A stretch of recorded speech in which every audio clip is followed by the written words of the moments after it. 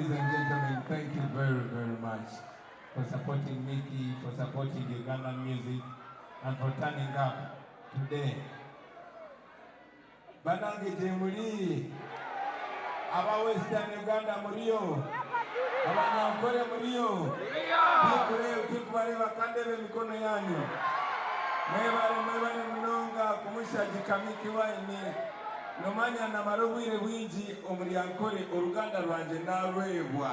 Rona narwebwa. Nakambori nyankore rwinji munonga. Tikwishuka rugandije. Konka mwebale munonga ilizoba kwisha. Thank you very much. Northern Uganda mulio. Apoyo mateka, apoyo. Dan Magic, bamwe microphone Dan Magic. Bakwe microphone nyindo gamba oruchori kandi oruhindure orutomu Ruganda. Sure. Apoyo matek, apoyo tutwara. Mwebale nyo, mwebale gedala. Apoyo orubino. Mwebale nyo kujja. Apoyo orubino mi isho me Mickey Wine. Mwebale nyo kujja musho ya Mickey Wine. Apoyo me mara. Mwebale muno, mwebale nyo kumwagala. Amaru tutwara. Abagala nyo. Thank you very much. Bana kutubagala nyo baganda bafe. Mwebale nyo kwagala music wa Uganda. Ate it can be better than this. We are going to make it better than this. Queen Abasta Abakabi, I want to salute all the stars that we have. Stars like King Saha, stars like Matthias Warukaga, stars like Dax Vibes. I'm so proud of you, my brother, and all our young brothers. Thank you, mwebali kutatuwaza. Zesobola kuperforminga kati sobola kola show. Naina ngendi movie mwana.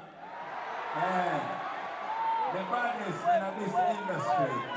You see me? But still, when they stopped Bobby Wine, many other artists showed up. When they banned Bobby Wine, King Saha rose. When they banned Bobby Wine, Dax Vibes rose. When they banned Bobby Wine, Mickey Wine rose. Nga Yesu yatugamba nti bwe munaasirisa abantu abo amayinja gajja kwogerera waggulu. Kati amayinja googera. Mwebale nnyo mweyongere okwagira industry ya Uganda. We're going to make this industry better, ladies and gentlemen. As a matter of fact, tuli mu season ya kulonda, right? Look at me, ladies and gentlemen. Imagine having a president that looks like me. Just imagine. For a minute, pause. For a minute, pause. Look at the man in our state house.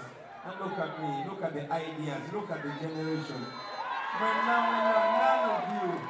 None of you has ever seen another president in your life. That is supposed to make you shy. President Tulimba artists wano na Mickey handi badafuna sente nyingi nnyo on the live streams. All that is supposed to be your revenue. But we have no copyright law. You understand? So we are going to change that. Be sure, have no doubt. I'm going to be president. If not tomorrow, the other day. If not the other day, I'm not going to change this country. Omulangira wasajja nsanyuse nnyo okulabako mukwano gwange bene mutuuseko okwagala kwaffe bana mwebale nnyo okwagala industry ya Uganda.